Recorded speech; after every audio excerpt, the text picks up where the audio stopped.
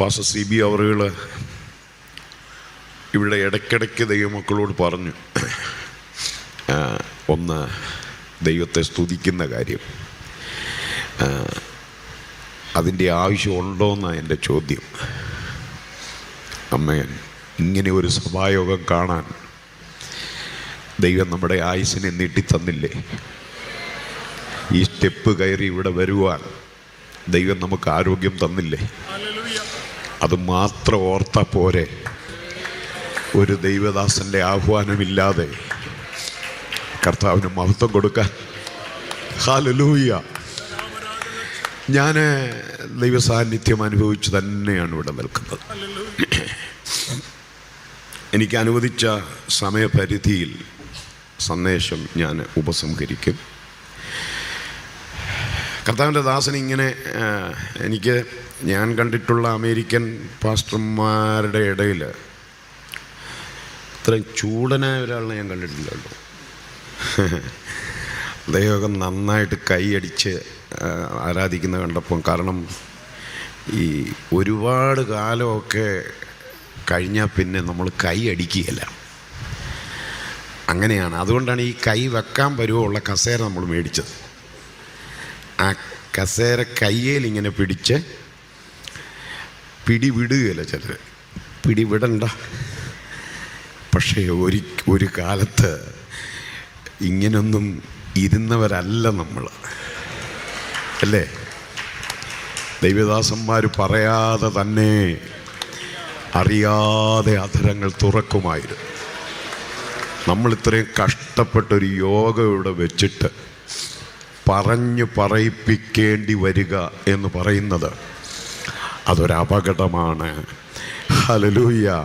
കർത്താവിൻ്റെ ദാസൻ്റെ വാക്കുകളും ആ പ്രബോധനങ്ങളും നമ്മിൽ ഒരു ഉണർവുണ്ടാക്കിയിട്ടുണ്ട്, അല്ലേ? നമ്മുടെ മനസാക്ഷിയെ ഒന്നുണർത്തിയിട്ടുണ്ടൊന്ന് ചലിപ്പിച്ചിട്ടുണ്ട്. ഞാനതുകൊണ്ട് ഒരു ചിന്ത, എൻ്റെ സന്ദേശത്തിലേക്ക് പ്രവേശിക്കുന്നതിന് മുമ്പ് ഒരു ചിന്ത നിങ്ങളുടെ ശ്രദ്ധയിലൊന്ന് കൊണ്ടുവരട്ടെ. എനിക്കങ്ങനെ പറയാനൊരു നിയോഗം ഉള്ളത് കൊണ്ട് വചനത്തിൽ നിന്ന് തന്നെ വായിക്കണ്ട, എല്ലാവരും ശ്രദ്ധിക്കുക. പുറപ്പാട് പുസ്തകം 25-ാം അധ്യായം നമ്മൾ നോക്കുമ്പോൾ,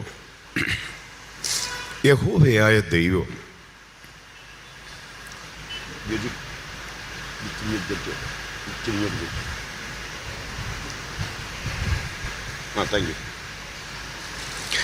യഹോവയായ ദൈവം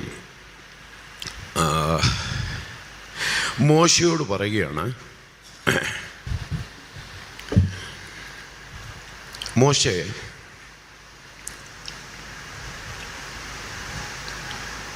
എനിക്ക് വഴിപാട് കൊണ്ടുവരാൻ ജനത്തോട് പറയണം.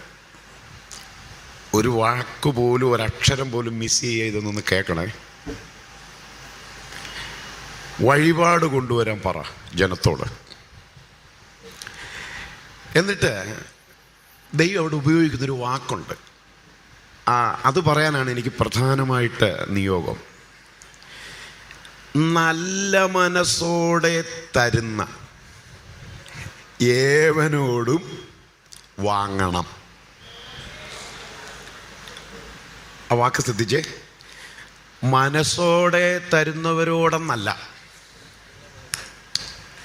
നല്ല മനസ്സോടെ തരുന്ന ഏവനോടും. അപ്പോൾ ദൈവത്തിന് നമ്മൾ എന്തു കൊടുത്താലും നല്ല മനസ്സോടെ കൊടുക്കുക. ഹല്ലേലൂയ. എന്തൊക്കെയാണ് കൊടുക്കേണ്ടതെന്ന് താഴോട്ട് എഴുതിയിട്ടുണ്ട്. സമയം ലാഭിക്കാൻ വേണ്ടിയാണ് വായിപ്പിക്കാത്തത്. ചുവപ്പ് നൂല്, പഞ്ഞിനൂല്, പിരിച്ച പഞ്ഞിനൂല്, ആട്ടുകൊറ്റൻ തോല്, തഹശു തോല്, അങ്ങനെ നീളുന്നു ഒരു നീണ്ട പട്ടിക. അവിടെ പറയുന്ന അതെല്ലാം ദൈവം കൊടുക്കുന്ന നിർദ്ദേശമാണ് കേട്ടോ. ഈ സാധനങ്ങളൊക്കെ നമുക്കെല്ലാവർക്കും അറിയാം അത് എന്തിനു വേണ്ടിയാണ്. സമാഗമന കൂടാരത്തിൻ്റെ പണിക്ക് വേണ്ടിയാണ് കൊണ്ടുവരേണ്ടത്. അപ്പം നല്ല മനസ്സോടെ തരുന്ന ഏവനോടും വാങ്ങണം. ഈ മനസ്സില്ലാതെ ഇരിക്കുന്ന ആരോടും വാങ്ങണ്ടെന്നും കൂടെ അതിനൊരു അർത്ഥമില്ലേ? വലിയ താല്പര്യമൊന്നും ഇല്ലാതിരിക്കുന്നവരെ ഉന്തിത്തള്ളി ഒന്നും വാങ്ങണ്ട. അതൊക്കെ അതിനകത്ത് അർത്ഥമുണ്ട്, ഞാൻ വിശദീകരിക്കുന്നില്ല. ആ കൂട്ടത്തിൽ കൊണ്ടുവരേണ്ട വഴിപാടുകളിൽ ഒരൈറ്റത്തിൻ്റെ പേര് തഹശുതോലെന്നാണ്.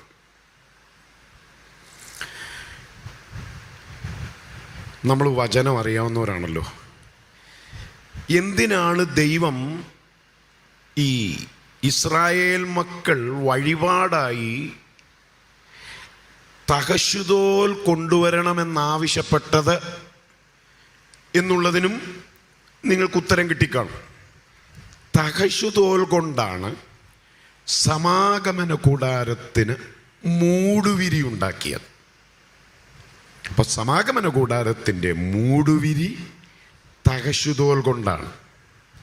അപ്പം തഹശുതോൽ കൊണ്ടുവരാൻ ദൈവം ആവശ്യപ്പെട്ടത് സമാഗമന കൂടാരത്തിന് മൂടുവിരി ഉണ്ടാക്കാനാണ്. ഈ തഹശുതോലിനെ കുറിച്ച് നമ്മൾ പഠിക്കാൻ ശ്രമിച്ചാൽ ഈജിപ്തിൽ മാത്രം കണ്ടുവരുന്ന ഒരു മൃഗത്തിൻ്റെ തോലാണിത്. നിങ്ങൾക്ക് ഗൂഗിളിൽ നോക്കിയാൽ മനസ്സിലാവും ആ മൃഗത്തിൻ്റെ പേരും മറ്റു കാര്യങ്ങളും. ഞാൻ അങ്ങനെയുള്ളൊരു വിശകലനത്തിന് സമയം എടുക്കുന്നില്ല. ഈ ജീവിയുടെ പ്രത്യേകത, ഇത് കരയിലും ജീവിക്കും വെള്ളത്തിലും ജീവിക്കും. അപ്പം കരയിലും വെള്ളത്തിലും ഒരുപോലെ ജീവിക്കാൻ കഴിയുന്ന ഒരു മൃഗത്തിൻ്റെ തോലാണ് തഹശുതോൽ. ഈ തഹശുതോൽ എന്തിനാ?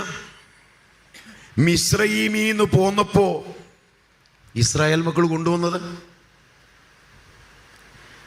ആ ചോദ്യം പ്രസക്തമല്ലേ? എന്തിനാണ് ഇസ്രായേൽ മക്കൾ മിസ്രയീമിൽ നിന്ന് പോന്നപ്പോൾ ഈ തഹശുതോൽ കൊണ്ടുപോകുന്നത്? തഹശുതോലിൻ്റെ ഉപയോഗം ഞാൻ ആ ഭാഗം കൂടെ ഞാനൊന്ന് വായിക്കാം, നമ്മൾ സമയം ലാഭിക്കാനാണ്. എന്താണ് തഹശുതോലിൻ്റെ ഉപയോഗം? എന്തിനാണ് ഇസ്രായേൽ മക്കൾ തഹശുതോൽ കൊണ്ടുപോകുന്നത് ഈജിപ്തിൽ നിന്ന്? ഉത്തരം, യെഹെസ്കേൽ പ്രവചനം 16-ാം അധ്യായത്തിൻ്റെ 10-ാമത്തെ വാക്യം. ഞാൻ നിന്നെ വിചിത്ര വസ്ത്രം ധരിപ്പിച്ചു, തഹശുതോൽ കൊണ്ടുള്ള ചെരുപ്പിടുവിച്ചു. ശ്രദ്ധിച്ചേ. അപ്പൊ എന്താണ് തഹശുതോലിൻ്റെ ഉപയോഗം? ചെരുപ്പുണ്ടാക്കുക എന്നുള്ളതാണ്. കാരണം ഇസ്രായേൽ മക്കൾ യാത്ര ചെയ്യേണ്ടത് മരുഭൂമിയിലൂടെയാണ്, ചുട്ടുപൊള്ളുന്ന മരുഭൂമിയിലൂടെയാണ്. തഹശുതോൽ കൊണ്ടുള്ള ചെരുപ്പ് ഞാൻ കണ്ടിട്ടുണ്ട്, ഷൂ ഞാൻ കണ്ടിട്ടുണ്ട്. എൻ്റെ സുഹൃത്ത് പാസ്റ്റർ സുനിൽ ഷാർജയിൽ, അദ്ദേഹം ഞാനവിടെ അവരുടെ കൺവെൻഷന് പോയപ്പോൾ അദ്ദേഹം ഉപയോഗിച്ച ഷൂ ഈജിപ്തിൽ നിന്ന് അദ്ദേഹത്തിൻ്റെ സുഹൃത്ത് കൊണ്ടുവന്ന ഷൂ ആണ്. അപ്പോൾ പാസ്റ്റർ സുനിലിനോട് പറഞ്ഞു, പാസ്റ്ററെ ഈ ഷൂവിനൊരു പ്രത്യേകത കൊണ്ട് അറിയാമോ? ഞാൻ പറഞ്ഞു, അറിയത്തില്ല. ഇത് തഹശുതോൽ കൊണ്ടുള്ള ഷൂ ആണ്. ഈജിപ്തിൽ മാത്രമാണ് ഈ തഹശുതോൽ കൊണ്ടുള്ള ചെരുപ്പ് കിട്ടുന്നത്. അത് ഞാൻ എൻ്റെ മനസ്സിൽ കുറിച്ച് വെച്ചു. ഒരു ചെറിയ മോഹം എന്നിൽ ഉദിച്ചു. പക്ഷേ നമ്മളതിനെ ജയിക്കണമല്ലോ.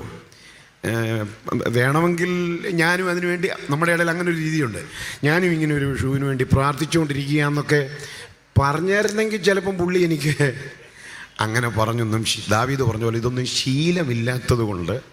എന്നാലും എൻ്റെ കണ്ണ് അതേ ഉടക്കി. കാരണം എന്നാന്നറിയോ, അദ്ദേഹം ആ ഷൂ ഊരിയിട്ട് ഇങ്ങനെ ചുരുട്ടി കാണിച്ചു, ഇങ്ങനെ ചുരുട്ടി കൂട്ടാം നമുക്ക്. അതിൻ്റെ സോളെല്ലാം അങ്ങനെ, സോളും ലെതറാണ്, എന്തോ ലെതറാണ്.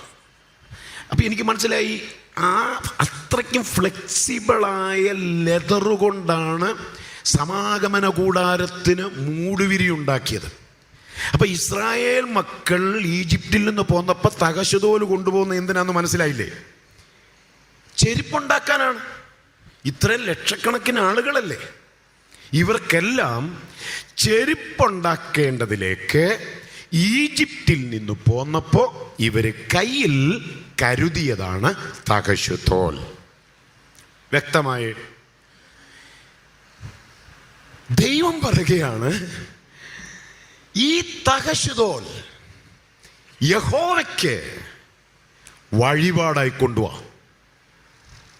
നല്ല മനസ്സുള്ള ഏവനോടും അത് വാങ്ങിക്ക, കൊണ്ടുപോവാ. ചിന്തിച്ചേ, കൊണ്ടുവന്നു ജനം. അപ്പൊ ചെരുപ്പുണ്ടാക്കാൻ ഇനി എവിടെയാ തകശുതോല്?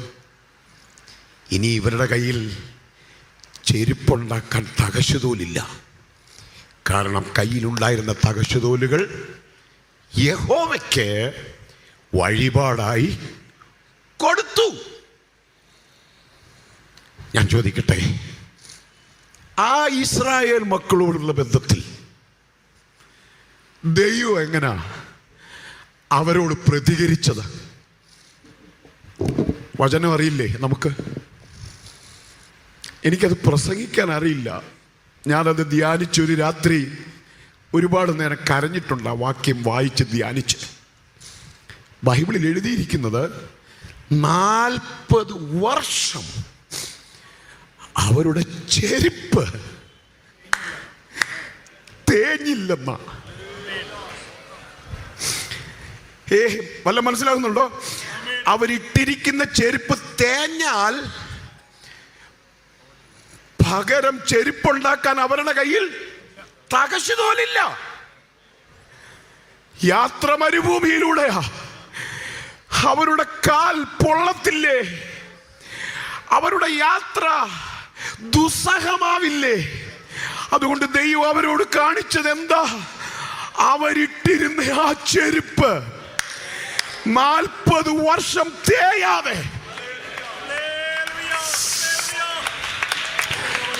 ഞാൻ പറയുന്ന ദൈവമക്കളെ, ആരും ഔദാര്യമായിട്ടൊന്നും ദൈവത്തെ സ്തുതിക്കണ്ട. ആമേൻ. ആരും പറഞ്ഞിട്ട് ആരും കർത്താവിനെ സ്തുതിക്കണ്ട. നീ നല്ല മനസ്സോടെ ദൈവത്തിന് അങ്ങോട്ട് കൊടുത്താൽ, ഓ ആമേൻ, ഈ ഹാളിനകത്തിരിക്കുന്നവരും ഈ ഗാലറിയിൽ ഇരിക്കുന്നവരും പരിസരം മറന്ന് പരപ്രേരണ കൂടാതെ ആദരം തുറന്ന് ഈ സഭായോഗത്തിൽ ദൈവത്തിന് നല്ല മനസ്സോടെ അങ്ങോട്ട് ആരാധന കൊടുത്താൽ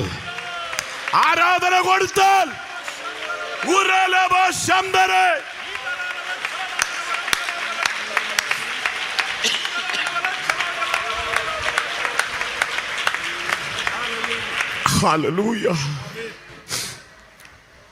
ഈ ദൈവമാണ് നമ്മുടെ ദൈവം. മനസ്സിലാകുന്നുണ്ടോ? ദൈവമക്കളെ, മനഃപൂർവ്വം ദൈവത്തെ ആരാധിക്കണം. പീശിക്കില്ലാതെ കർത്താവിനെ സ്തുതിക്കണം. ഹല്ലേലൂയ. ഞാൻ ഈ ആ ഭാഗത്ത് നിൽക്കുന്നില്ല. വചനത്തിലേക്ക് എനിക്ക് അറിയിക്കാൻ എനിക്ക് നിയോഗമുള്ള സന്ദേശത്തിലേക്ക് വരണം.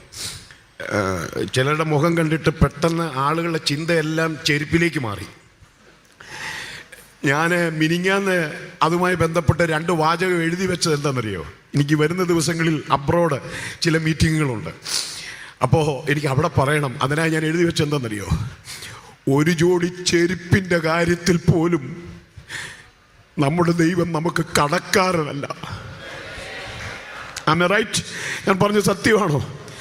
അല്ല, ഞാൻ ചോദിക്കട്ടെ, 20 വയസ്സുള്ളപ്പോഴാണ് ഒരാൾ തൻ്റെ കയ്യിലുണ്ടായിരുന്ന തകശുതോൽ ദൈവത്തിന് മനസ്സോടെ കൊടുത്തതെങ്കിൽ അയാൾ അന്നിട്ടിരുന്ന ചെരുപ്പ് എത്ര വർഷം കൂടി ഇട്ടു? 40 വർഷം കൂടി ഇട്ടു. ചെരുപ്പാണോ വളർന്നത്, കാലാണോ വളർന്നത്? ഇതൊന്നും എന്നോട് ചോദിക്കരുത്. അലിഗറി വ്യാഖ്യാനം പറഞ്ഞെന്നാരും കരുതുകയും അരുത്. എന്തായാലും ഞാൻ ഒരു കാര്യം ഉറപ്പായി പറയാം, ഒരു വലിയ അത്ഭുതം അവിടെ നടന്നിട്ടുണ്ട്. ആമേൻ. ഞാൻ അനുഭവത്തിൽ നിന്ന് പറയാം, എത്ര ക്ഷീണിച്ച്, എത്ര തളർന്ന്, എത്ര വയ്യായ്മയോടെ ഒരാരാധനയിൽ വന്ന് സംബന്ധിച്ചാൽ, വചനവുമായി എഴുന്നേറ്റ് നിന്നാൽ, എൻ്റെ അനുഭവം പറഞ്ഞാൽ ഒരു അസാധാരണ ആത്മബലം ആമേൻ ഞാൻ അനുഭവിച്ചിട്ടുണ്ട് എൻ്റെ മൺകൂടാരത്തിൽ. ആമേൻ ആമേൻ. അതുകൊണ്ട് ഓ കർത്താവിൻ്റെ നിറഞ്ഞ സാന്നിധ്യം, കർത്താവിൻ്റെ നിറഞ്ഞ സാന്നിധ്യം.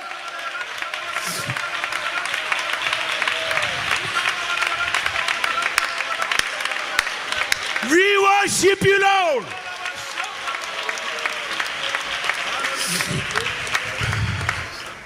Hallelujah. പോട്ടെ, നമുക്ക് ഒരല്പനേരം തിരുവെഴുത്ത് ധ്യാനിക്കാം. ലൂക്കോസിൻ്റെ സുവിശേഷം 11-ാം അധ്യായം, അതിൻ്റെ 5 മുതൽ 8 വരെയുള്ള വാക്യങ്ങൾ. ലൂക്കോസ് 11:5 മുതൽ 8 വരെ. പിന്നെ അവൻ അവരോട് പറഞ്ഞത്, നിങ്ങളിൽ ആർക്കെങ്കിലും ഒരു സ്നേഹിതനുണ്ട് എന്നിരിക്കട്ടെ. അവൻ അർദ്ധരാത്രിക്ക് അവൻ്റെ അടുക്കൽ ചെന്ന്, സ്നേഹിത, എനിക്ക് 3 അപ്പം വായ്പ തരണം. എൻ്റെ ഒരു സ്നേഹിതൻ വഴിയാത്രയിൽ എൻ്റെ അടുക്കൽ വന്നു, അവന് വിളമ്പിക്കൊടുപ്പാൻ എൻ്റെ പക്കൽ ഇല്ല എന്ന് അവനോട് പറഞ്ഞാൽ, എന്നെ പ്രയാസപ്പെടുത്തരുത്, കതക് അടച്ചിരിക്കുന്നു, പൈതങ്ങളും എന്നോടുകൂടെ കിടക്കുന്നു, എഴുന്നേറ്റ് തരുവാൻ എനിക്ക് കഴിയുകയില്ല എന്ന് അകത്തുനിന്ന് ഉത്തരം പറഞ്ഞാലും, അവൻ സ്നേഹിതനാകൊണ്ട് എഴുന്നേറ്റ് അവന് കൊടുക്കുകയില്ലെങ്കിലും, അവന് ലജ്ജ കൂടാതെ മുട്ടിക്ക നിമിത്തം എഴുന്നേറ്റ് അവന് വേണ്ടുന്നിടത്തോളം കൊടുക്കും എന്ന് ഞാൻ നിങ്ങളോട് പറയുന്നു. മതി.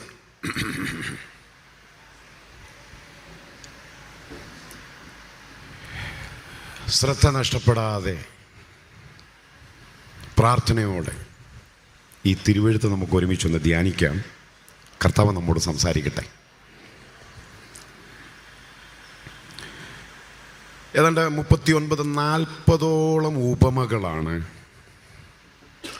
യേശു തൻ്റെ പരസ്യ ശുശ്രൂഷയിൽ ഉപയോഗിച്ചിട്ടുള്ളത്. മർക്കോസ് പറയുന്നത് ഉപമകൾ കൂടാതെ കർത്താവ് ഒന്നും സംസാരിച്ചില്ലെന്നാണ്.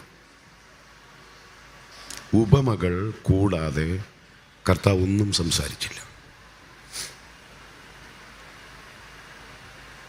യേശുവിൻ്റെ സംവേദന രീതി നമ്മൾ ശ്രദ്ധിക്കുമ്പോൾ ശ്രോതാക്കൾക്ക് അപഗ്രഥിക്കാൻ കഴിയും അളവിൽ ഓരോ ആശയങ്ങൾ അവതരിപ്പിക്കുമ്പോഴും യേശു കഥകൾ പറയുമായിരുന്നു. തേനൂറുന്ന കഥകൾ, ഉപമകൾ യേശുവിൻ്റെ ശുശ്രൂഷയിലെ ഒരു പ്രത്യേകത തന്നെയായിരുന്നു. യേശു പറഞ്ഞ ഉപമകളെ വേദശാസ്ത്ര വെളിച്ചത്തിൽ 3 ഭാഗങ്ങളായിട്ട് തിരിക്കാം. യേശു പറഞ്ഞ ഉപമകളെ 3 തിരിക്കാം. ഏതാണ്ട് 39 എനിക്ക് തോന്നുന്നു. 3 തിരിക്കാം. ഒന്ന്, പ്രബോധനാത്മകം എന്ന് പറയും, ഡോഗ്മാറ്റിക്. 2, പ്രവചനാത്മകം എന്ന് പറയും, പ്രൊഫറ്റിക്. 3, സാൻമാർഗികം എന്ന് പറയും, മോറൽ. അപ്പോൾ യേശു തൻ്റെ 3.5 വർഷത്തെ ശുശ്രൂഷയിൽ ഉപയോഗിച്ച ഉപമകളെ 3 തിരിക്കാം. പ്രബോധനാത്മകം, പ്രവചനാത്മകം, സാൻമാർഗികം. Dogmatic, prophetic, moral. ഇതിൽ പ്രബോധനാത്മകം എന്ന വിഭാഗത്തിൽ പെടുന്ന ഒരു ഉപമയാണ്, ഒരു ഉപമയിൽ നിന്നാണ് നമ്മൾ കുറിവാക്യം വായിച്ചത്. ഈ ഉപമയൊക്കെ ഈ ഡോഗ്മാറ്റിക് വിഭാഗത്തിൽ പെടുന്ന ഉപമകളാണ്. മറ്റ് രണ്ട് ഉപമയുടെ വിഭാഗങ്ങളെക്കുറിച്ച് വിശകലനം ചെയ്യാൻ ഞാൻ ഈ വേദി ഉപയോഗിക്കുന്നില്ല. ഇവിടെ യേശു ഈ ഉപമ പങ്കുവെക്കുന്നത് ശിഷ്യന്മാരോടാണ്. പുരുഷാരത്തോട് യേശു ഉപമ പറഞ്ഞ ഒട്ടനവധി മേഖലകൾ സുവിശേഷങ്ങളിലുണ്ട്. എന്നാൽ ഇവിടെ ശിഷ്യന്മാരെ പ്രാർത്ഥിക്കാൻ പഠിപ്പിച്ച അനന്തരം പ്രാർത്ഥനയുടെ ഉൾപ്പൊരുളുകൾ എന്താണ് എന്ന് ശിഷ്യന്മാർക്ക് അറിയാതിരിക്കെ അത് തെളിയിച്ചു കൊടുക്കാൻ എന്ന് പറഞ്ഞാൽ എന്താണ് പ്രാർത്ഥന, എന്തിനാണ് പ്രാർത്ഥന, ആരോടാണ് പ്രാർത്ഥന, പ്രാർത്ഥിക്കുന്നവർക്ക് കിട്ടുന്ന ആനുകൂല്യങ്ങൾ എന്ത് തുടങ്ങിയ വസ്തുതകളെ ശിഷ്യന്മാർക്ക് വ്യക്തമാക്കി കൊടുക്കാൻ വേണ്ടിയാണ് യേശു പ്രാർത്ഥിക്കാൻ പഠിപ്പിച്ച അനന്തരം ഈ ഉപമ ശിഷ്യന്മാരോട് പറയുന്നത്. ഞാൻ ഈ വായിച്ച ഉപമയിൽ നിന്ന് 3 ചിന്തകളാണ് ഇന്നത്തെ ഈ സെൻട്രൽ കൺവെൻഷൻ്റെ സഭായോഗത്തിൽ നിങ്ങളോട് പങ്കുവെക്കാൻ ആഗ്രഹിക്കുന്നത്. ഞാൻ ഇടയ്ക്ക് പറഞ്ഞല്ലോ, വിശദമായ ഒരു വിശകലനത്തിനും വിശദീകരണത്തിനും ഞാൻ സമയമെടുക്കത്തില്ല. വളരെ ചുരുക്കി എൻ്റെ സന്ദേശം ഈ സമയപരിധിയിൽ ഉപസംഹരിക്കാൻ ഞാൻ പരമാവധി ശ്രമിക്കുന്നതാണ്. ഞാൻ ആ ഉപമ നമ്മളിനി നോക്കണ്ട, നമുക്കെല്ലാവർക്കും അറിയാവുന്ന ഉപമയാണ്. യേശു പറഞ്ഞ ഉപമ, നിങ്ങളിൽ ഒരാൾക്ക് ഒരു സ്നേഹിതൻ ഉണ്ടെന്നിരിക്കട്ടെ. ആ സ്നേഹിതൻ അർദ്ധരാത്രിയിൽ നിങ്ങളുടെ അടുക്കൽ വന്നു, പക്ഷെ വിളമ്പിക്കൊടുപ്പാൻ നിങ്ങളുടെ പക്കൽ ഒന്നുമില്ലായിരുന്നു. യേശു പറയുകയാണ്, അതുകൊണ്ട് മാന്യനായ നിങ്ങൾ എന്ത് ചെയ്തു? അപ്പോൾ ഉള്ള ഒരു സ്നേഹിതൻ്റെ വീട്ടിൽ അർദ്ധരാത്രിക്ക് പോയി. അപ്പോൾ യേശു ആ ഉപമ പറഞ്ഞു തുടങ്ങുമ്പോൾ നിങ്ങൾ എൻ്റെ കൂടെ നിൽക്കണം. ഉപമ പറഞ്ഞു തുടങ്ങുമ്പോൾ നിങ്ങൾ ശ്രദ്ധിക്കണം, അവിടെ എത്ര സ്നേഹിതന്മാരുടെ കണക്ക് യേശു പറഞ്ഞു? 3 സ്നേഹിതന്മാരുടെ കണക്ക് പറഞ്ഞു. ആരൊക്കെയാണ് 3 സ്നേഹിതന്മാർ? നിങ്ങളിൽ ഒരാൾക്ക് ഒരു സ്നേഹിതനുണ്ടെന്നിരിക്കട്ടെ. അപ്പോൾ എത്ര സ്നേഹിതന്മാരായി? 2 പേരായി. അപ്പോൾ ആ സ്നേഹിതൻ അർദ്ധരാത്രിയിൽ അപ്പം വാങ്ങാൻ മറ്റൊരു സ്നേഹിതൻ്റെ വീട്ടിൽ പോകുന്നു. അപ്പോൾ എത്ര സ്നേഹിതന്മാരായി? 3 സ്നേഹിതന്മാരായി. ആ സ്നേഹിതൻ അർദ്ധരാത്രിയിൽ അപ്പമുള്ള സ്നേഹിതൻ്റെ വീട്ടിൽ ചെന്നു. സ്നേഹിത, എനിക്ക് 3 അപ്പം വായ്പ തരണമെന്ന് അപ്പം ചോദിച്ചു, വായ്പ ചോദിച്ചു. അപ്പോൾ അപ്പമുള്ള വീട്ടിലെ സ്നേഹിതൻ 3 തടസ്സം പറയുന്നുണ്ട്. എന്നെ പ്രയാസപ്പെടുത്തരുത്. നിങ്ങൾ വീട്ടിൽ ചെന്ന് നോക്കിയാൽ മതി. നിങ്ങളിപ്പം നോക്കിയാൽ നിങ്ങൾ എന്നെ പ്രയാസപ്പെടുത്തും.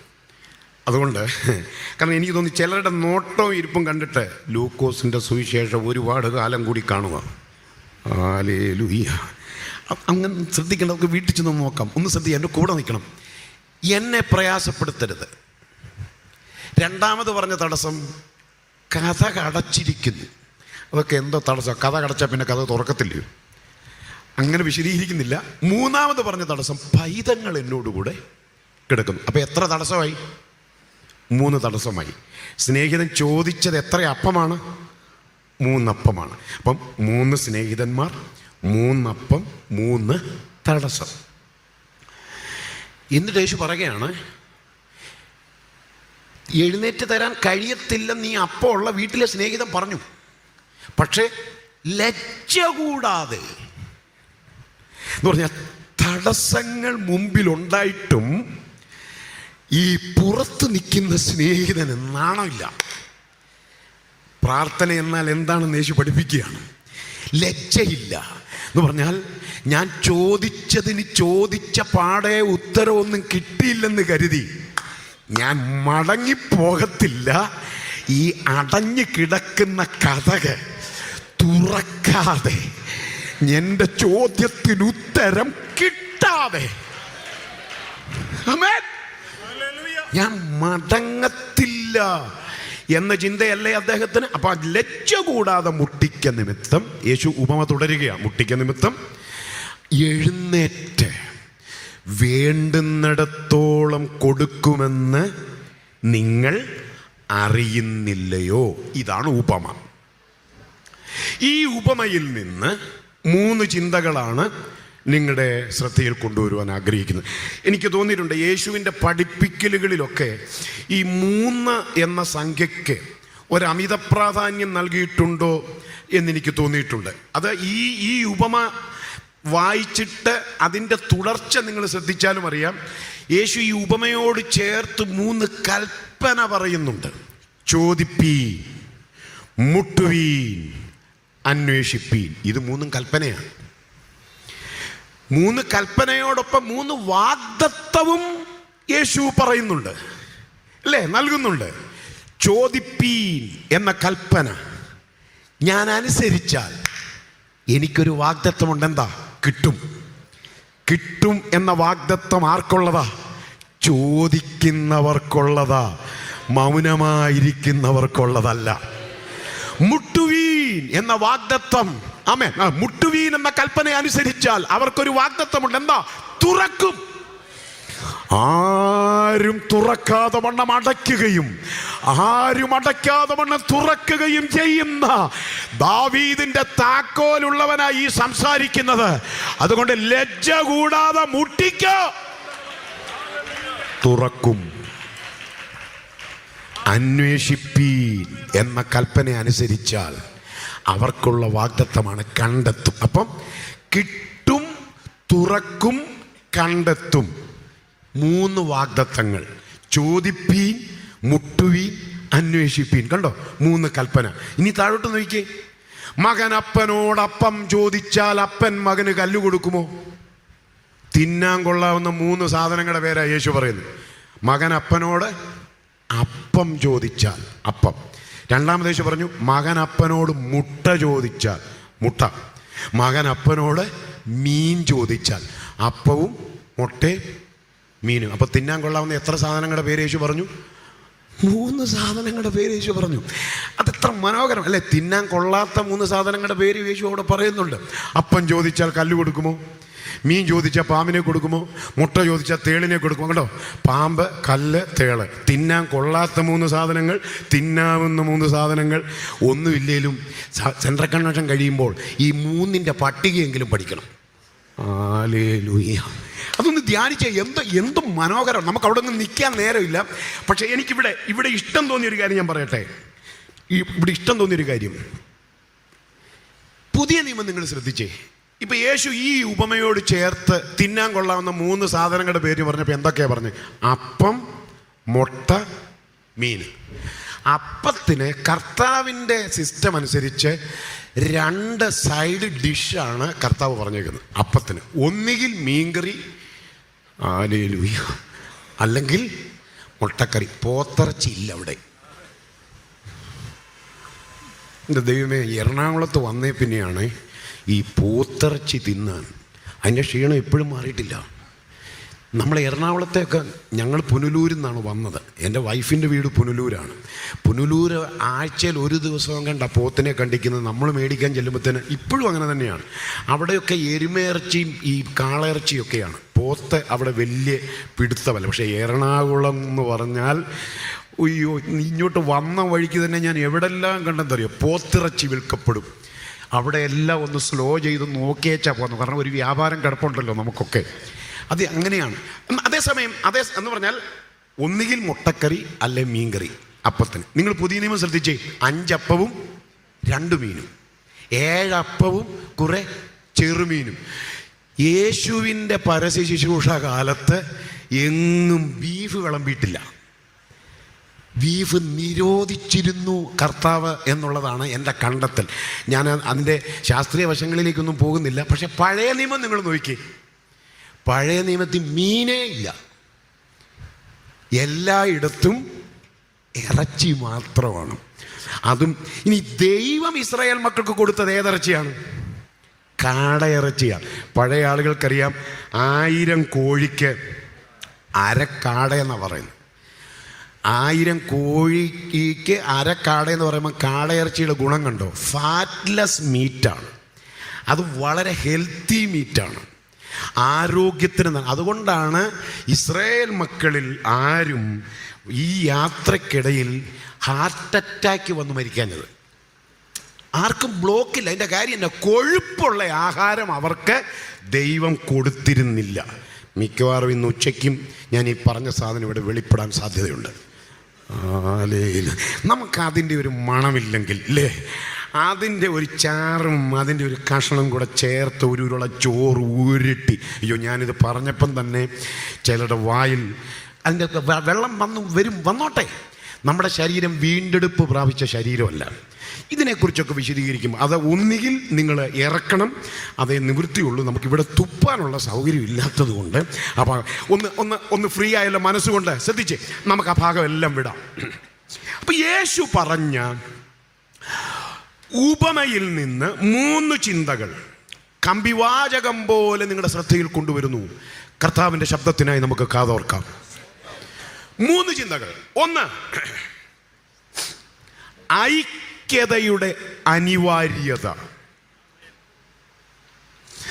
2, ആവശ്യത്തിൻ്റെ തീവ്രത. 3, മറുപടിയുടെ പ്രത്യേകത. എൻ്റെ വേദപുസ്തക ധ്യാനത്തിൽ പരിശുദ്ധാത്മാവ് എൻ്റെ പഠനമുറിയിൽ എനിക്ക് പറഞ്ഞു തന്ന വിഭജനമാണ് ഞാൻ നിങ്ങളുമായി പങ്കുവെക്കുന്നത്. ഞാൻ ഒന്നുകൂടെ ആവർത്തിക്കുന്നു. ഈ സെൻട്രൽ കൺവെൻഷൻ്റെ ഒടുവിലത്തെ പകൽ യോഗത്തിൽ നിങ്ങളുമായി പങ്കുവെക്കുന്നു. ഒന്നുകൂടെ ഇത് നമ്മുടെ മനസ്സിൽ കയറട്ടെ. ഞാൻ അതുകൊണ്ട് 3 എന്ന കണക്കിൽ യേശു നിന്ന് പ്രാർത്ഥനയുടെ വിശദാംശങ്ങൾ വ്യക്തമാക്കിയതുപോലെ ഈ ഉപമയിൽ നിന്നും 3 ചിന്തകളാണ് ഞാനും നിങ്ങളോട് പങ്കുവെക്കാൻ ആഗ്രഹിക്കുന്നത്. ഇതൊന്നും മറക്കാതെ നമ്മുടെ ഹൃദയത്തിൻ്റെ അപ്രപാളികളിൽ കുറിച്ചു വെക്കുവാൻ നമുക്ക് കഴിയട്ടെ. 3 ചിന്തകൾ. 1, ഐക്യതയുടെ അനിവാര്യത. 2, ആവശ്യത്തിൻ്റെ തീവ്രത. 3, മറുപടിയുടെ പ്രത്യേകത. എന്താ ഐക്യതയുടെ അനിവാര്യതയ്ക്ക് ഈ ഉപമയിൽ ഇത്ര ഗൗരവമുണ്ട്? എത്ര സ്നേഹിതന്മാരുടെ കണക്കാണ് യേശു പറഞ്ഞത്? 3 സ്നേഹിതന്മാരുടെ കണക്ക്. വിശന്നു വന്ന സ്നേഹിതൻ, അപ്പം വാങ്ങാൻ പോയ സ്നേഹിതൻ, അപ്പം ഉള്ള വീട്ടിലെ സ്നേഹിതൻ. ഇവർ 3 പേരും തമ്മിൽ ഭയങ്കര യൂണിറ്റിയാ. യേശു കണ്ടോ, യേശു ഈ ഉപമയിൽ ഐക്യത കൊണ്ടുവരാൻ ശ്രമിക്കുന്നു. ശിഷ്യന്മാരോടാണ് ഈ ഉപമ പറയുന്നതെന്ന് ശ്രദ്ധിക്കണം. ഈ ഉപമ അവതരിപ്പിക്കുമ്പോൾ ശിഷ്യന്മാരെ യേശു ധരിപ്പിക്കാൻ ഉദ്ദേശിക്കുന്ന ആശയങ്ങളിൽ ഏറെ പ്രസക്തമായ ഒരാശയമാണ് ഐക്യത. തൊടുപുഴ സെൻറ്ററിലുള്ള അഭിഷക്തന്മാരുടെ ദൈവമക്കളോട് ഞാൻ പറയാം, 10 വേലസ്ഥലങ്ങളും 10 പാസ്റ്റേഴ്സുമേ നമുക്കുള്ളെങ്കിലും നമ്മൾ ഐക്യമത്യപ്പെട്ട് നിന്നാൽ ഒരു പേയിൻ കോട്ടകളും നമ്മുടെ മുമ്പിൽ പിടിച്ചു നിൽക്കത്തില്ല. ഞാൻ അനുഭവത്തിൽ നിന്ന് പറയാം, നമ്മൾ ഒരുമനപ്പെട്ട് നിന്നാൽ നമ്മുടെ പിതാക്കന്മാരുടെ കാലത്തൊക്കെ അന്ധകാര ശക്തി വിറപൂണ്ട് നിന്നതിൻ്റെ കാരണം, ദേശത്തെ പിടിച്ചെടുക്കാൻ കഴിഞ്ഞതിൻ്റെ കാരണം അവരുടെ ഇടയിൽ ഭിന്നിപ്പില്ലായിരുന്നു. അവർ ഒന്നിച്ചു നിന്ന് പോരാടാൻ ശ്രമിച്ചു. ശിഷ്യന്മാരോട് ഐക്യതയുടെ കാര്യത്തിൽ ഒരു വിട്ടുവീഴ്ചയും തൻ്റെ പ്രസംഗത്തിലും പഠിപ്പിക്കലിലും യേശു ചെയ്തിരുന്നില്ല. യേശു എന്താ പറഞ്ഞത്? നിങ്ങളിൽ 2 പേർ, പ്രാർത്ഥനയോടുള്ള ബന്ധത്തിൽ പറഞ്ഞ നിങ്ങളിൽ 2 പേർ ഐകമത്യപ്പെട്ട് പുത്രന്റെ നാമത്തിൽ പിതാവ് പുത്രനിൽ മഹത്വപ്പെടേണ്ടതിന് ചോദിച്ചാൽ പിതാവ് പുത്രനിൽ മഹത്വപ്പെടേണ്ടതിന് ചെയ്തു തരാം. കണ്ടോ അവിടെ യേശുവിൻ്റെ വാക്കുകൾ ശ്രദ്ധിച്ചോ. പ്രാർത്ഥനയേക്കാൾ പ്രാധാന്യം യേശു ഐക്യതയ്ക്കാണ് കൽപ്പിച്ചത്. അതിനാരും ആമേൻ പറഞ്ഞില്ല. ഞങ്ങൾക്ക് എല്ലാ മാസത്തിൻ്റെ ഒടുവിലത്തെ 2 ദിവസം ചർച്ചിൽ ഫാസ്റ്റിംഗ് പറയാറുണ്ട്. ഇന്നലെ രാത്രിയിലാണ് തീർന്നത്. ഞാൻ പറഞ്ഞൊരു കാര്യം, നമ്മൾ ഈ 7, 3, 21 ഒക്കെ നമ്മുടെ ഇടയിൽ പലയിടത്തും നടക്കുന്നു, പക്ഷെ ഒന്നും നടക്കുന്നില്ല. പണ്ട് കാനവച്ചൻ പറഞ്ഞ കാനവച്ചൻ്റെ ഉപമ പറയാൻ കാര്യം, ഞാൻ ആദ്യമായിട്ടൊരു പെന്തക്കോസ്ത് കൺവെൻഷന് 23-ാമത്തെ വയസ്സിൽ ആദ്യം ഒരു പെന്തക്കോസ്ത് കൺവെൻഷന് പ്രസംഗിക്കാൻ പോയത് കാനവച്ചന് പകരമായിട്ട് കുന്നംകുളത്ത്. ഞാൻ ആദ്യം പ്രസംഗിച്ചത് മർത്തോമക്കാരുടെ കൺവെൻഷനാണ്. ബൈബിൾ സ്കൂളിൽ പഠിക്കുന്ന കാലത്ത് പ്രസംഗിക്കാൻ വിളിച്ച് അച്ഛൻ വന്നില്ല. ഞങ്ങളുടെ നാട്ടിൽ നടന്ന കൺവെൻഷൻ. അച്ഛൻ വരാതിരുന്നപ്പോൾ അവിടുത്തെ പള്ളിയിലെ അച്ഛനും എല്ലാവർക്കും നമ്മളെ അറിയാവുന്നത് കൊണ്ട്, ബാബു എടാ നീ ഞങ്ങളെ ചതിക്കരുത്, അച്ഛൻ ഇതുവരെ എത്തിയിട്ടില്ല, അച്ഛൻ വരുന്നത് വരെ നീ പ്രസംഗിക്കണമെന്ന് പറഞ്ഞു. അന്ന് വാസ്തവത്തിൽ ബൈബിൾ സ്കൂളിൽ പഠിച്ചുകൊണ്ടിരിക്കുന്നേ ഉള്ളൂ, 19 വയസ്സ് പ്രായമുള്ളൂ. അറിയാവുന്നതാണോ അറിയാൻ വയ്യാത്തതാണോ ഏതാണ്ടൊക്കെ എഴുന്നേറ്റ് അന്ന് പറഞ്ഞു. എന്തായാലും മർത്തോമക്കാരുടെ മാനം നമ്മൾ കാത്തു. ഹല്ലേലൂയ. അപ്പോൾ അതുകൊണ്ട് കാനവച്ചൻ പറഞ്ഞൊരു ഉദാഹരണം പറയുകയാണ്.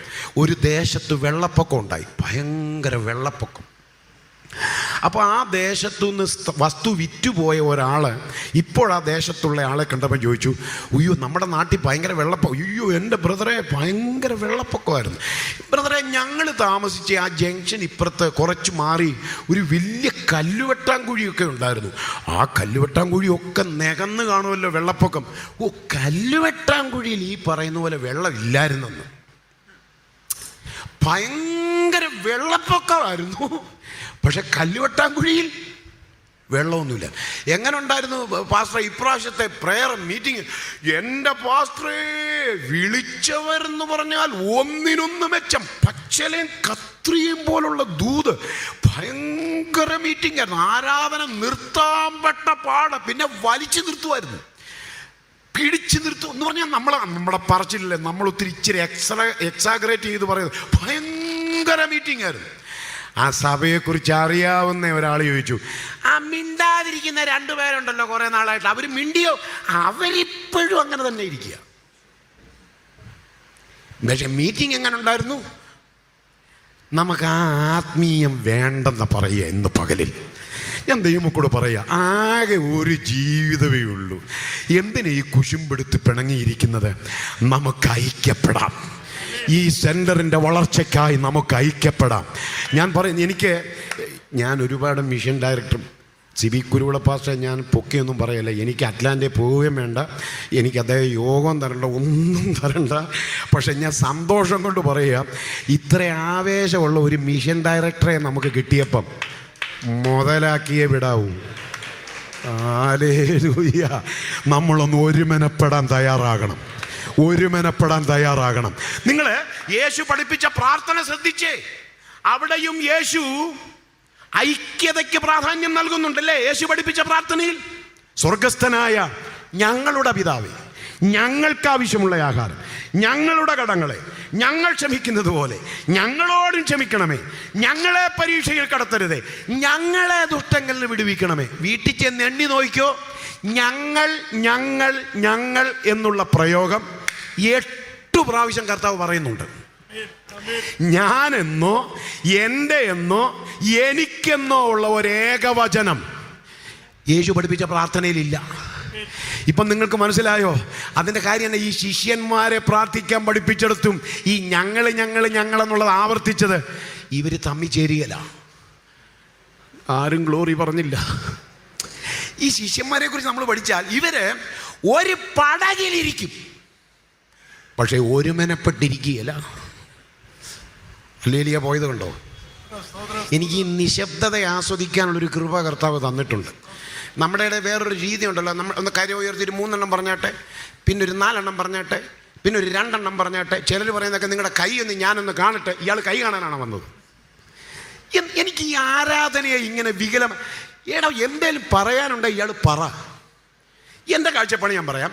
ഞാൻ അവതരിപ്പിക്കുന്ന ഒരാശയം ആത്മാക്കളുടെ ഹൃദയങ്ങളെ തൊട്ടാൽ അവർ തന്നെ കൈവെക്കും. അതിനെ ആ സ്വമേധായാഗമെന്ന് പറയുന്നത്. പക്ഷെ നമ്മൾ ആ ആരാധനയൊക്കെ ഇന്ന് വികൃതവും വികലവുമാക്കി എന്നുള്ളതിൽ എനിക്ക് സങ്കടമുണ്ട്. ഞാൻ ആ ഭാഗം വിടുന്നു.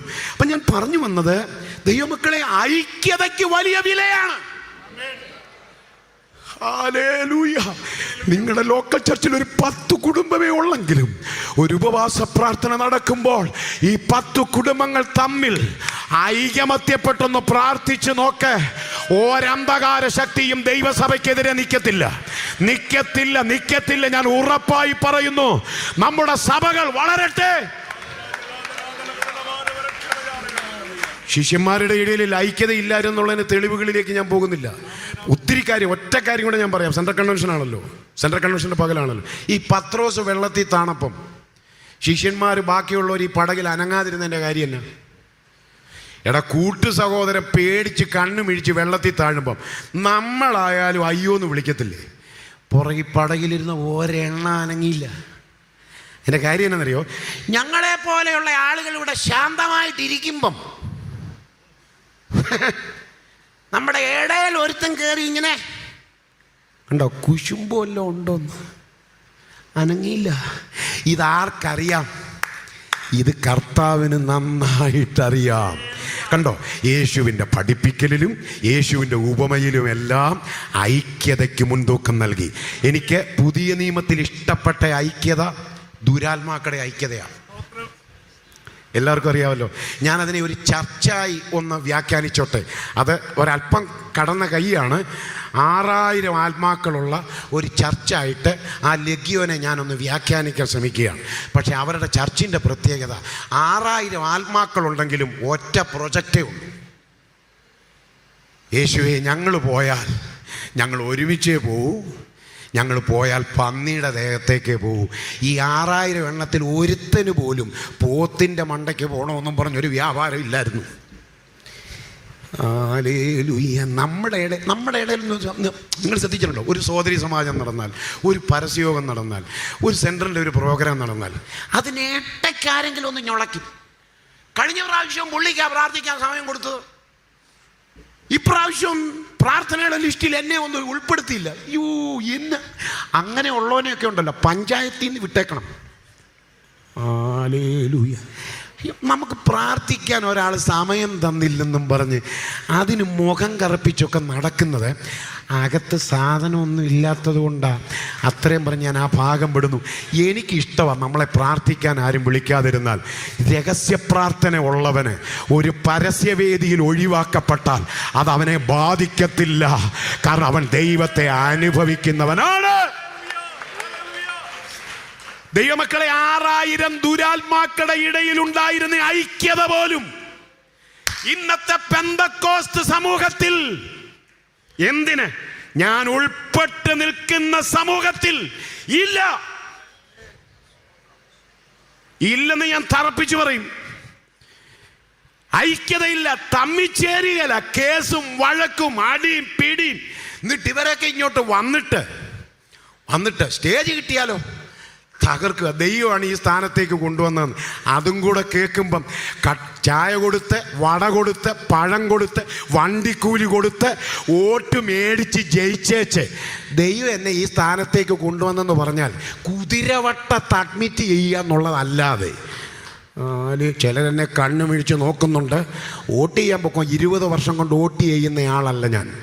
കാരണം പെന്തക്കോസ്ത് സിസ്റ്റത്തിനകത്ത് വോട്ടിംഗ് ഇല്ല. ബൈബിൾ പഠിച്ചാൽ 17 സ്ഥലത്ത് ചീട്ടിട്ടെടുത്തു എന്നുണ്ട്. ഒരിടത്തും വോട്ടിട്ടെടുത്തു എന്ന് എഴുതിയിട്ടില്ല. അങ്ങനെയെങ്കിൽ ബൈബിളിൽ ഇല്ലാത്ത, അപ്പോസ്തോലികമല്ലാത്ത, രാഷ്ട്രീയക്കാരെ പോലും ലജ്ജിപ്പിക്കുന്ന തരംതാണ കുത്തഴിഞ്ഞ ഇന്നത്തെ സംവിധാനം അഭിഷക്തന്മാരെ ചേരിതിരിക്കുന്നു, പാനലാക്കുന്നു, സഭകളെ വിഭജിക്കുന്നു. മടങ്ങി വരിക.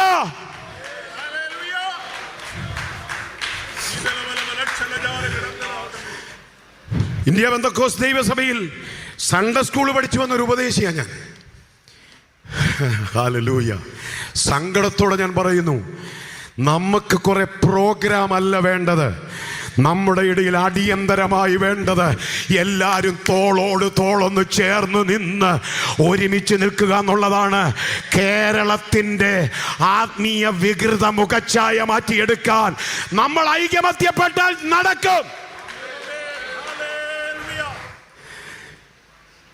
സെൻട്രൽ പാസ്റ്ററുടെ ഒരു ജാടയില്ലാത്ത ഒരാളെ രാജാൻ അറിയാം. നിങ്ങൾക്ക് അറിയാം, നിങ്ങളുടെ സെൻട്രൽ പാസ്റ്റർ ജാടയെന്ന് പറഞ്ഞാൽ എന്താണെന്ന് പുള്ളിക്ക് അറിയത്തില്ല. അറിയാമായിരുന്നെങ്കിൽ പുള്ളിയും ചെയ്ത് കാണിച്ചേനെ, പക്ഷെ പുള്ളിക്ക് അറിയത്തില്ല. അതിനായി സ്തോത്രം. നിങ്ങൾ കണ്ടല്ലോ ഒരു സെൻട്രൽ പാസ്റ്റർ. ഞാൻ കണ്ടിട്ടുള്ള, ഞാനും ഒരു സെൻറ്ററല്ല, മുക്കിന് ഇടയ്ക്കിടയ്ക്ക് സെൻറ്റർ എഴുന്നേക്കും. നമ്മുടെ സഹോദരൻ പറഞ്ഞത് ഞാൻ ഒന്നുകൂടെ നിങ്ങളെ, എന്നാൽ പിന്നെ സഹോദരൻ പറയാതെ പുള്ളി അങ്ങ് പറഞ്ഞാൽ പോരായിരുന്നു. എന്ന് പറഞ്ഞാൽ ഞാനാണെല്ലാം, എന്നിലൂടെയാണെല്ലാം, എൻ്റെ കയ്യിലൂടെയാണെല്ലാം. അങ്ങനെ കുറേ ഫീസ് അടിച്ചു പോയ സാധനങ്ങൾ നമ്മുടെ ഇടയിൽ കിടപ്പുണ്ട്. ഞങ്ങളെയൊക്കെ ഏരിയയായി വന്ന ജെയിംസിനൊക്കെ അറിയാം, നമ്മുടെ ലോക്കൽ ചർച്ചിലൊക്കെ ഇവർ വന്നാൽ രക്ഷപ്പെട്ടു പോകത്തില്ല. ഹല്ലേലൂയ. നമുക്ക് ഐക്യപ്പെടാം. ഇത് സഭകളോട് വ്യക്തിപരമായി പറയുന്ന ദൂത. ദൈവമക്കളെ, കർത്താവിൻ്റെ വരവിനെ കുറിച്ചൊക്കെ കേൾക്കാൻ ഭയങ്കര ഇഷ്ടമാണ്. 7 കൊമ്പും 10 തലയും വേണ്ട. ആദ്യം ഐക്യമത്യത്തെക്കുറിച്ച് പറ. ആദ്യം ഒന്നിക്കാൻ ശ്രമിക്കേ. ബൈബിളിലില്ലാത്ത സിസ്റ്റവും പാപവും ദൈവസഭയ്ക്ക് പുറത്താക്ക്. 2, ഐക്യതയുടെ അനിവാര്യത ഞാൻ പറഞ്ഞു. 2, ആവശ്യത്തിൻ്റെ തീവ്രത. എന്താ ആവശ്യത്തിൻ്റെ തീവ്രത? സമയം അർദ്ധരാത്രിയാണ്, വേണ്ടത് അപ്പമാണ്. ഈ വീട്ടിൽ അപ്പമില്ല, ഈ സ്നേഹിതൻ്റെ വീട്ടിൽ അപ്പമില്ല. ആവശ്യത്തിൻ്റെ തീവ്രത മനസ്സിലായ? അപ്പമില്ലാത്ത വീട്ടിലെ സ്നേഹിതൻ അപ്പമുള്ള സ്നേഹിതൻ്റെ വീട്ടിൽ ചെന്ന് അപ്പം ചോദിക്കുന്നു. അയ്യോ, എനിക്ക് ആ സ്നേഹിതനോടൊപ്പം ഒന്ന് നിന്നാൽ കൊള്ളാമെന്നുണ്ട്. ആ അപ്പം ചോദിക്കാൻ പോയ സ്നേഹിതനെ പോലെയുള്ള ഒരു സഹോദരൻ മതി ഒരു സഭയിൽ. ആ സഭ വളരും. മനസ്സിലായോ?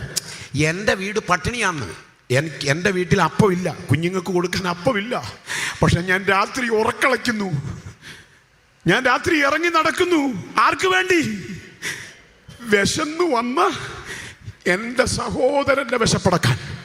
അപ്പൊ എൻ്റെ വീട് പട്ടിണി കിടക്കുമ്പോഴും കൂട്ടു സഹോദരൻ്റെ വിശപ്പടക്കാൻ ഞാൻ ഉറക്കളയ്ക്കുന്നെന്ന് പറയുമ്പോ ഹല്ലേലൂയ, എന്തൊരു സ്നേഹമാണതല്ലേ! അത്രയും സ്നേഹമുണ്ടോ നമുക്ക്? നമ്മൾ സ്നേഹത്തെക്കുറിച്ച് പാടാറുണ്ട്. വാസ്തവത്തിൽ എനിക്ക് കുഞ്ഞുണ്ണി മാഷയുടെ കവിതയിലാണോ ഹരിഹരൻ സാറിൻ്റെ കവിതയിലാണെന്ന് എനിക്കറിയത്തില്ല, ഏതോ ഒരു കവിതയിൽ ഞാൻ വായിച്ചത് ഓർമ്മ വരുന്നു.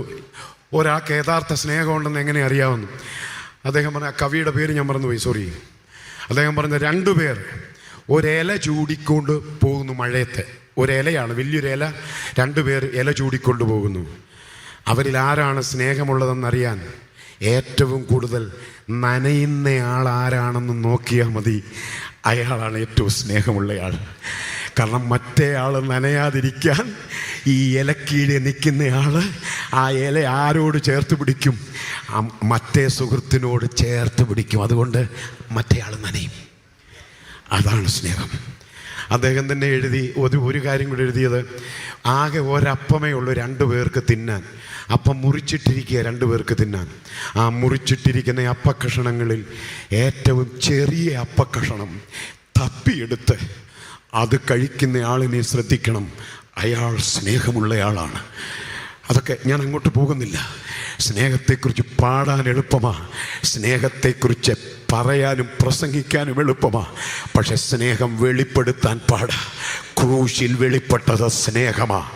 നമ്മുടെ സ്നേഹം പ്രസംഗങ്ങളിലും വാക്കുകളിലും ഒതുക്കാതെ പ്രവൃത്തിയിലുണ്ടാവട്ടെ. ആവശ്യത്തിൻ്റെ തീവ്രത മനസ്സിലായോ? സമയം രാത്രിയാണ്. വിശന്നു വന്ന സ്നേഹിതന് അപ്പം കിട്ടണം. അദ്ദേഹം വിശന്ന് വശായി വന്നിരിക്കുന്നയാളാണ്. ആവശ്യത്തിൻ്റെ തീവ്രത പറയുമ്പോൾ ഒരു പഴയ നിയമ ചിന്ത കൂടെ ഞാൻ നിങ്ങളുടെ ശ്രദ്ധയിൽ കൊണ്ടുവരട്ടെ. വായിക്കണ്ട, നിങ്ങളിതെല്ലാം നോട്ട് ചെയ്താൽ മതി. രൂത്തിൻ്റെ പുസ്തകത്തിലെ ഒരു വാക്യാംശം നിങ്ങളുടെ ശ്രദ്ധയിൽ കൊണ്ടുവരുന്നു. 2-ാം അധ്യായത്തിൻ്റെ 7-ാമത്തെ വാക്യം. ഞാൻ കൊയ്ത്തുകാരുടെ പിന്നാലെ കറ്റകളുടെ ഇടയിൽ പെറുക്കിക്കൊള്ളട്ടെ എന്ന് അവൾ ചോദിച്ചു. ശ്രദ്ധിക്കുക, നമുക്ക് ആ കഥ അറിയാം. രൂത്തും നവോമിയും. നീണ്ട 10 വർഷത്തിന് ശേഷം നവോമി ബേത്ലഹേമിലേക്ക് മടങ്ങി വന്നിരിക്കുകയാണ്. ഒപ്പം വിധവയായ രൂത്തും. നവോമിയും വിധവയാണ്. പക്ഷേ വയലെല്ലാം നാമാവിശേഷമായി, ഭക്ഷണത്തിനൊന്നുമില്ല വീട്ടിൽ. അതുകൊണ്ട് യഹൂദന്മാരുടെ ഇടയിൽ ദൈവം വെച്ചൊരു സിസ്റ്റമുണ്ട്. എന്താണ്? സമ്പന്നന്മാരുടെ വയലുകളിൽ കൊയ്ത്ത് നടക്കുമ്പോൾ അത് യവമായാലും ഗോതമ്പായാലും പൊഴിഞ്ഞു വീഴുന്ന കതിർമണി പരദേശിക്ക് പെറുക്കാനുള്ളതാ. അത് ഉടമസ്ഥൻ പെറുക്കാൻ പാടില്ല. ആ നിയമം മാത്രം ധ്യാനിച്ചാൽ മതി കർത്താവിനെ ആരാധിക്കാൻ. മനസ്സിലായോ? വയലുള്ളവൻ്റെ വിശപ്പ് മാത്രമല്ല ദൈവം അവിടെ കരുതുന്നത്, വയലില്ലാത്തവൻ്റെ വിശപ്പടക്കാൻ നിയമം കൊണ്ടുവന്ന ദൈവമാണ് നമ്മുടെ ദൈവം. സ്തോത്രം. അപ്പൊ പൊഴിഞ്ഞു വീഴുന്ന കതിർമണി ഉടമസ്ഥൻ തൂത്തുവാരാൻ പാടില്ല. അത് ആർക്കിട്ടേക്കണം? പരദേശിക്ക് കാലാ പെറുക്കാൻ ഇട്ടേക്കണം. അപ്പോൾ രൂത്ത് മോവാബ്യ സ്ത്രീയാ, ഒരു പരിചയവുമില്ലാത്ത പണിയാ. രൂത്ത് സഞ്ചിയുമായി ബോവസിൻ്റെ വയലിലെത്തി. ആവശ്യത്തിൻ്റെ തീവ്രത കണ്ടോ? അമ്മാവിയമ്മ പട്ടിണിയാണ്. രൂത്ത് ഒന്നും കഴിച്ചിട്ടില്ല. ഒരു നേരത്തേനുള്ള യവമെങ്കിലും ഗോതമ്പെങ്കിലും ആ വയലിൽ നിന്ന് കിട്ടിയേ പറ്റൂ. ആവശ്യത്തിൻ്റെ തീവ്രത കണ്ടോ? ആമേൻ. സ്നേഹിതൻ്റെ ആവശ്യത്തിൻ്റെ തീവ്രതയോട് ചേർത്ത് വെക്കാവുന്ന ഒരു ചിന്തയാണ്. പക്ഷെ അവിടെ എൻ്റെ മനസ്സിലുടക്കിയ ഒരു ഭാഗം എന്നറിയാവോ? ഈ രൂത്ത് ചോദിച്ചെന്ന ആരോട്? വയലിൽ നിൽക്കുന്ന ബാല്യക്കാരോടൊക്കെ ചോദിച്ചു, ഞാൻ കറ്റകളുടെ ഇടയിൽ പെറുക്കിക്കോട്ടെ എന്ന്. അവിടെ എനിക്കൊരു ചെറിയ പ്രശ്നം തോന്നിയത് എന്താണെന്നറിയോ? കാലാ പെറുക്കാൻ ദൈവം നിയമം വെച്ചിട്ടുണ്ട്. കാലാ പെറുക്കാം നിയമം ഉണ്ടല്ലോ. പിന്നെ രൂത്ത് എന്തിനാ പെറുക്കിക്കോട്ടെ എന്ന് ചോദിച്ചത്? അത് ന്യായമല്ലേ? ആ ചോദ്യത്തിൻ്റെ ആവശ്യമില്ല. ചോദിച്ചത് എന്ത് എന്ന ചോദ്യം ന്യായമാണ്. എന്തിന് ചോദിച്ചു? ചോദിക്കണ്ട. അതിന് ഒരു ഉത്തരം എനിക്ക് തോന്നുന്നത്, ഈ നിയമം ദൈവം വെച്ചത് ഇസ്രായേൽ മക്കൾക്ക് വേണ്ടിയാണ്, അല്ലേ? രൂത്ത് മോവാബ്യ സ്ത്രീയാണ്. 10ാം തലമുറ പോലും സഭയിൽ പ്രവേശിക്കരുതെന്ന് നിർബന്ധിത നിയമമുള്ള വർഗത്തിൻ്റെ പ്രതിനിധിയാണ് രൂത്ത്. അതുകൊണ്ടാവാം ഒരു യഹൂദൻ്റെ വയലിൽ വന്നപ്പോൾ ഞാനും കൂടെ പെറുക്കിക്കോട്ടെ എന്ന് ചോദിച്ചത്. അതാണ് എൻ്റെ വേദശാസ്ത്ര വെളിച്ചത്തിലുള്ളൊരു ഉത്തരം. പിന്നെ സുവിശേഷ വേലയിൽ നിൽക്കുന്ന 40 വർഷം കഴിഞ്ഞു സഭാ ശുശ്രൂഷയിൽ. അപ്പം ഒരു സുവിശേഷ വേലയിൽ നിൽക്കുന്ന ഒരു ഉപദേശി എന്നുള്ള നിലയിൽ ഞാൻ അതിനെ ഒന്ന് കാലികമായി ഒന്ന് പറയാൻ ശ്രമിക്കട്ടെ. ഇഷ്ടപ്പെടുവാണെങ്കിൽ എടുത്താൽ മതി, അല്ലെങ്കിൽ ഇവിടെ ഇട്ടേരെ ഞാൻ പോകുമ്പം കൊണ്ടുപോകോളാം. എനിക്ക് അത്യാവശ്യമുള്ളൊരു സാധനമാണ്, അത് ഞാനൊന്ന് പറയാം. ഈ രൂത്ത് പുതിയ ആളാണല്ലോ. സഞ്ചിയൊക്കെ ആയിട്ട് ഈ വയലിലേക്ക് വന്നപ്പോൾ അവിടെ നിൽക്കുന്നവരാരാ? അവരൊക്കെ വയലിലെ പഴയ ആളുകളാണ്. ഹല്ലേലൂയ എന്ന് പറഞ്ഞാൽ കുറച്ച് പേർക്ക് മനസ്സിലായി. വർഷങ്ങളായി ഈ വയലിൽ പെറുക്കിക്കൊണ്ടിരിക്കുന്ന പഴയ പെറുക്കികളാണ്. ഹല്ലേലൂയ. അപ്പോൾ ഈ രൂത്ത് പുതിയ ആളല്ലേ. രൂത്ത് സഞ്ചിയൊക്കെ ആയിട്ട് ചെന്നപ്പം ഈ പഴയ പെറുക്കികൾ ഒരു നോട്ടം നോക്കിക്കാണും. വർഷങ്ങളായി ഞങ്ങൾ പ്രവർത്തിച്ചുകൊണ്ടിരിക്കുന്ന ഏരിയയിൽ കയറി ആരാടാ ഈ പുതിയ പെറുക്കി? നിങ്ങൾക്ക് എല്ലാവർക്കും അത് മനസ്സിലായി. അത് നമ്മൾ പലരും അനുഭവിക്കുന്നതാണ്. ചില സ്ഥലത്ത് പോയി പരസ്യവും പോലും നടത്താൻ ഇന്ന് പാടാ. ഞങ്ങളുടെ ഏരിയയാണെന്നാണ് പറയുന്നത്. ഇത് ആർക്ക് പതിച്ചു കൊടുത്തത്? ഭൂമിയും അതിൻ്റെ പൂർണ്ണതയും യഹോവയ്ക്കുള്ളതാ എന്ന് പറഞ്ഞ് തൽക്കാലം ഞാൻ വിടുന്നു. എനിവേ, പെറുക്കണ്ടെന്ന് അവർ പറഞ്ഞില്ല കേട്ടോ. പെറുക്കണ്ടെന്ന് പറഞ്ഞില്ല. കാരണം എന്നാ? ആ വയലിൻ്റെ ഉടമസ്ഥരല്ലല്ലോ ഈ പഴയ ആളുകൾ. ഉടമസ്ഥൻ ബോവസ. ഒറ്റ വാക്യം. ഈ മറുപടിയുടെ പ്രത്യേകത അവിടെ നിന്നുകൊണ്ടൊന്ന് കണക്ട് ചെയ്ത് നിർത്താൻ നമ്മുടെ സമയം തീരുകയാണ്. നിങ്ങൾ നോക്കി, ഒരു നേരത്തേനുള്ളത് പെറുക്കിക്കോട്ടെ എന്ന് ചോദിച്ച് ആ വയലിൽ വന്ന രൂത്തിനെയാണ് നമ്മൾ 2-ാം അധ്യായത്തിൽ കാണുന്നതെങ്കിൽ 4-ാം അധ്യായത്തിലേക്ക് വരുമ്പോൾ രൂത്ത് ആരാ? ആ വയലിൻ്റെ ഉടമസ്ഥയാ. മറുപടിയുടെ പ്രത്യേകത വല്ലോ മനസ്സിലായോ?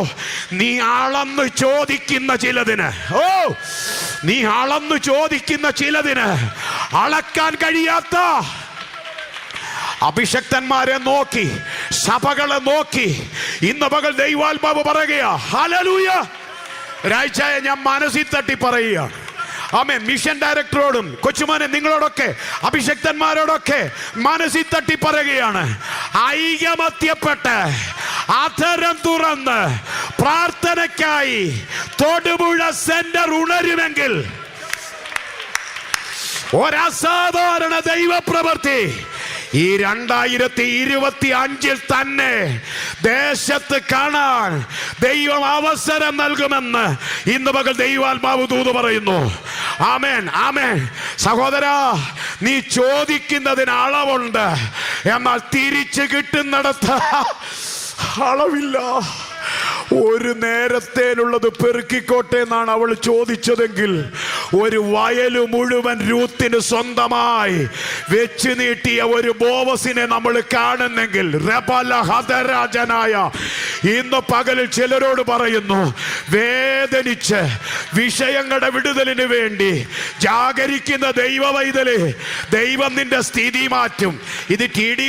പാസ്റ്ററുടെ ദൂതല്ല, ഇത് വചനമാ. അളന്നു ചോദിക്കുന്ന നിനക്ക്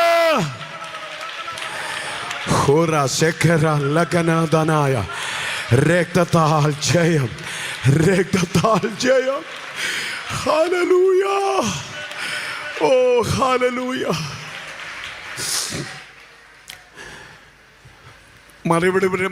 മറുപടിയുടെ പ്രത്യേകത, ആ ഉപമയിൽ നിന്നൊരു വാക്ക് പറയാതെ എനിക്ക് പോകാൻ കഴിയില്ല. കൊച്ചുമോനെ സോറി, 2-3 മിനിറ്റ് ഞാൻ എടുക്കുക. ഒന്ന് ശ്രദ്ധിച്ചേ. യേശു ആ ഉപമ പറഞ്ഞ് നിർത്തുന്നത് എങ്ങനെ? സ്നേഹിതൻ എഴുന്നേറ്റ് എന്ത് ചെയ്യുമെന്ന്? വേണ്ടുന്നിടത്തോളം കൊടുക്കുമെന്ന്. പക്ഷേ യേശു ആ ഉപമയിൽ സ്നേഹിതന് എത്ര അപ്പം ചോദിച്ചെന്നാ പറഞ്ഞേ? 3 അപ്പം ചോദിച്ചെന്നാ പറഞ്ഞേ. അപ്പൊ ചോദിച്ചിടത്ത് കണക്കുണ്ട് ഇല്ലേ? യേശു പറഞ്ഞ ഉപമയിൽ 3 അപ്പം കണക്കുണ്ട്. എന്നാ കൊടുക്കുന്നിടത്ത് എന്താ പറഞ്ഞിരിക്കുന്നത്? വേണ്ടുന്നിടത്തോളം. വേണ്ടുന്നിടത്തോളം എന്ന് പറഞ്ഞാൽ എത്ര? 3 ആണോ? അതാണ് ആ ഉപമയുടെ പ്രത്യേകത, അതാണ് മറുപടിയുടെ പ്രത്യേകത. ഞാനത് മനസ്സിലാക്കുന്നതെന്നറിയോ? ആ വാചകം യേശു അവിടെ അവതരിപ്പിക്കാൻ കാര്യം എന്നറിയോ? ഈ കൃത്യം 3 അപ്പം ഈ സ്നേഹിതൻ, അപ്പമുള്ള സ്നേഹിതൻ കൊടുത്തു വിട്ടാൽ ആ അപ്പം ആര് തിന്നേച്ചു പോവും? വിശന്നു വന്ന സ്നേഹിതൻ തിന്നേച്ചു പോവും. പിന്നെയും ഉറക്കളച്ച ആ സ്നേഹിതന്റെ വീട് പട്ടിണിയാ. മനസ്സിലാകുന്നുണ്ടോ? പട്ടിണിയാ. അതുകൊണ്ട് കർത്താവ് ആ വാചകം ഉപയോഗിച്ചതിൻ്റെ കാര്യം മനസ്സിലായോ? വേണ്ടുന്നിടത്തോളം എന്ന് പറഞ്ഞാൽ അതിൻ്റെ അർത്ഥം അർദ്ധരാത്രിയിൽ സ്നേഹിതന്റെ വിടുതലിന് വേണ്ടി ഉറക്കളച്ചവന്റെ വീടിൻ്റെ അവസ്ഥയ്ക്ക് കൂടെ ആ രാത്രി ദൈവം വ്യത്യാസം വരുത്തി എന്ന് പറഞ്ഞാൽ, തൻ്റെ കുഞ്ഞുങ്ങൾ രാവിലെ എഴുന്നേൽക്കുമ്പോൾ അവർ കാലിക്കൊട്ട കണ്ടിട്ടാണ് കിടന്നതെങ്കിൽ രാവിലെ ഉണരുമ്പോൾ ആമേൻ കൊട്ടക്കണക്ക് വേണ്ടുന്നിടത്തോളം. ഞാൻ മനസ്സിലാക്കുന്നൊരു കാര്യം ഞാൻ പറയാം, സമയമില്ലല്ലോ. ഈ അകത്ത് കിടക്കുന്ന സ്നേഹിതൻ ഭയങ്കര വിദ്വാനായ സ്നേഹിതനാണ്. അദ്ദേഹത്തെക്കുറിച്ച് വിശദീകരിക്കുന്നില്ല. 3 തടസ്സം പറഞ്ഞ് ഞാൻ പറഞ്ഞല്ലോ. പാതിരാത്രിയിലല്ലേ ചോദ്യം? അപ്പം ലജ്ജ കൂടാതെ തടസ്സം 3 പറഞ്ഞു. ഒടുവിൽ പറഞ്ഞു പിള്ളേരെൻ്റെ കൂടെയാണ് കിടക്കുന്നത്. ചില വീട്ടിൽ അപ്പനും മക്കളും കൂടാണല്ലോ കണക്ഷൻ. ചില വീട്ടിൽ ഈ തള്ളമാർ പിള്ളേരെ അടുപ്പിക്കുകയില്ല, അങ്ങനെയൊക്കെ ഉണ്ട്. അതൊന്നും ഇവിടെ പറയേണ്ട കാര്യമില്ല. ഇവിടുത്തെ തള്ളമാരും നല്ലതാ, മക്കളും നല്ലതാ, അപ്പന്മാരും നല്ലതാ. പക്ഷെ യേശു പറഞ്ഞ ഉപമയിലെ പിള്ളേരെല്ലാം ആരുടെ കൂടെ കിടക്കുന്നു? യേശു പറഞ്ഞ അങ്ങനെയാണ്. ആ സ്നേഹിതൻ എന്താ പറയുക? പൈതങ്ങൾ എന്നോടുകൂടെ കിടക്കുന്നു, എഴുന്നേറ്റ് തരുവാൻ കഴിയത്തില്ലെന്ന്. യേശുവിൻ്റെ ഉപമ വളരെ രസകരമാണ്.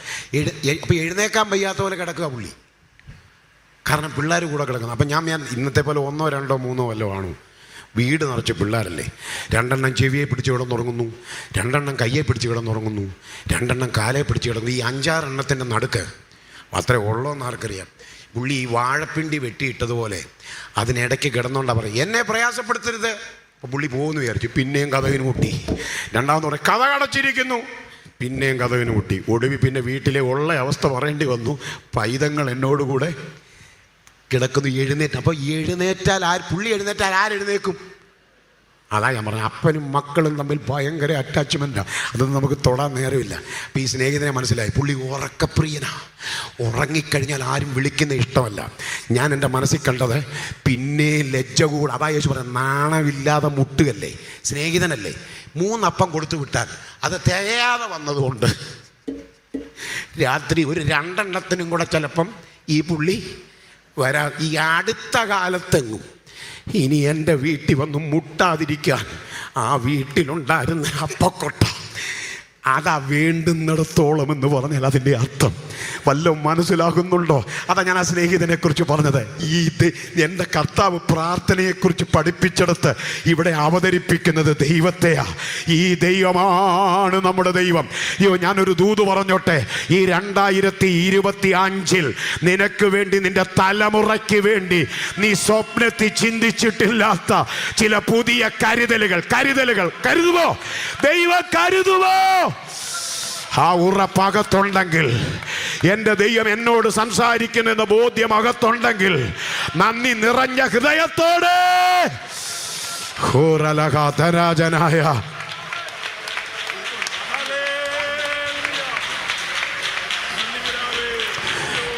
ഹല്ലേലൂയ. ഇന്ന് പകലിൽ ഈ 3 ചിന്തകൾ നമ്മുടെ ഹൃദയത്തിൽ എഴുതുക. ഐക്യതയുടെ അനിവാര്യത, ആവശ്യത്തിൻ്റെ തീവ്രത, മറുപടിയുടെ പ്രത്യേകത. നമ്മുടെ കർത്താവ് വലിയവനാണ്.